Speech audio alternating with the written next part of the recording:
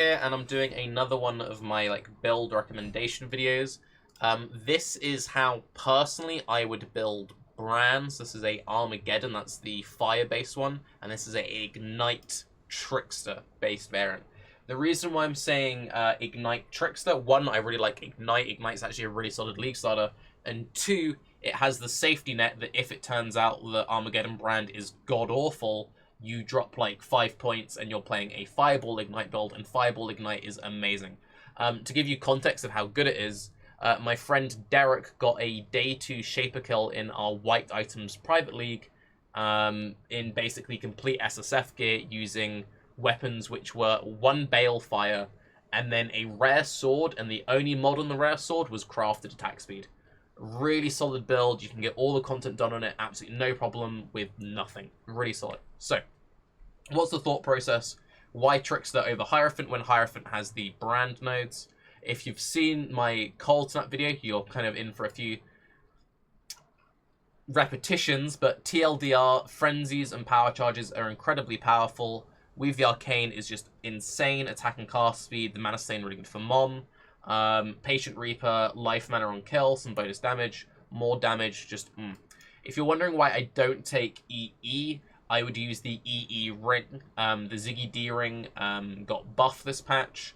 If you don't want to use the Ziggy D ring, just grab it on the tree for a couple of extra points. It's not that deep. But what the Ziggy D ring does, it gives you EE to items socketed in that ring. You only need it for bossing, so you just drop like an Orb of Storms in that ring on bosses. Good to go.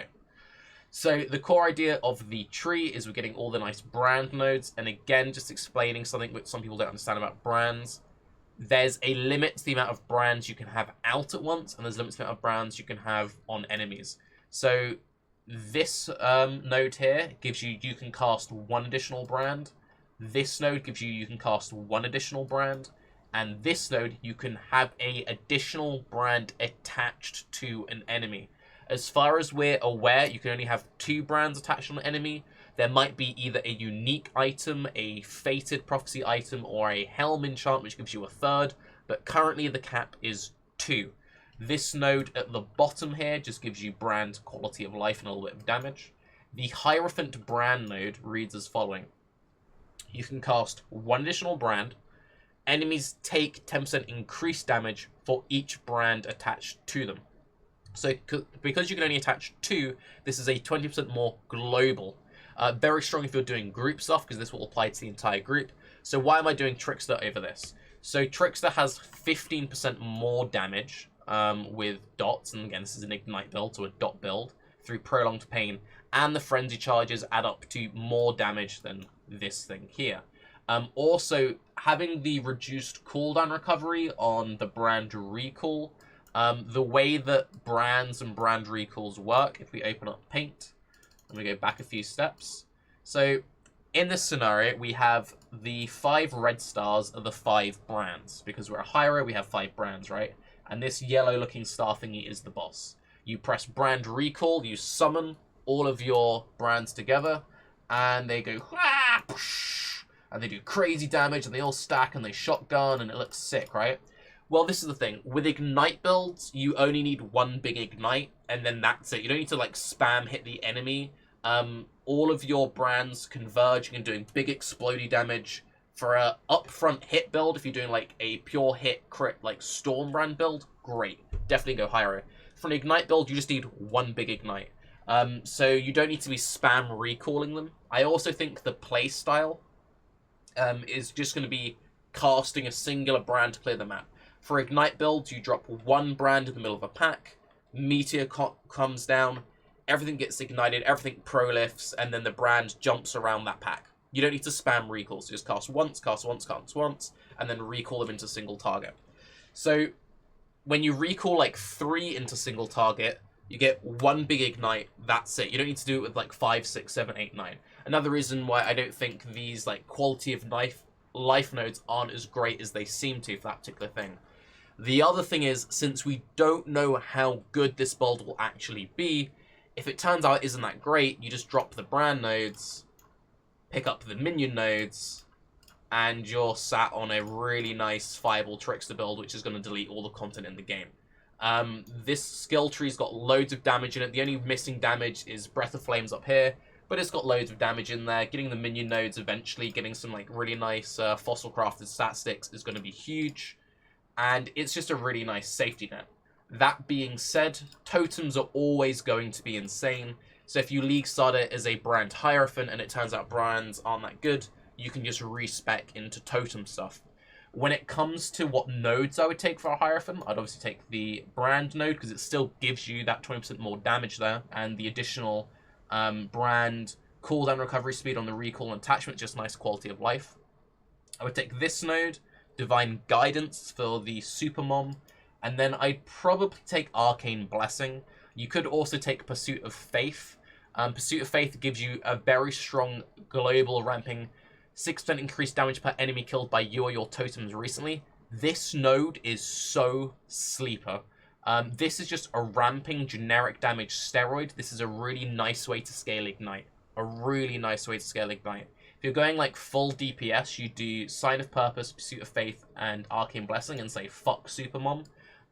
If you want to go totem stuff, then it's like an obvious thing if you want to have like Scorching Ray totem setups or something like that. That's also one thing to kind of mention as well. So this node gives you -1 maximum number of summoned totems. However, you could still have a Scorching Ray totem using the multiple totem support because it would give you +1. So you would have -1, which is -1, +2 is 1. So it's still actually kind of good. And then if you took this node, you could have +2 Scorching Ray totems.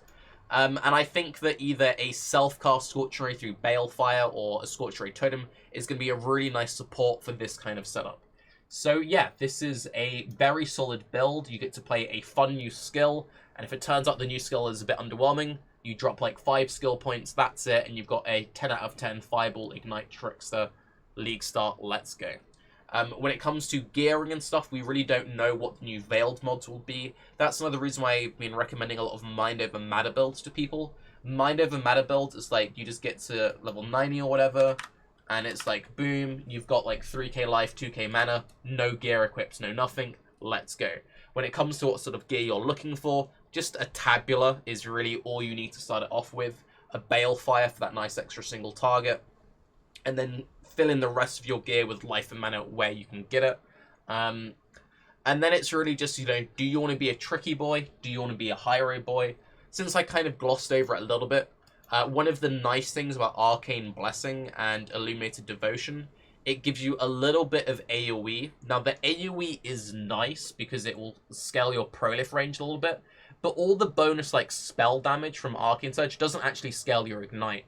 How the Arcane Surge does give you some cast speed, and the main nice thing about Arcane Blessing is just being immune to ailments. It sounds really minor, but at the start of the new league, not having to roll your flasks is very nice.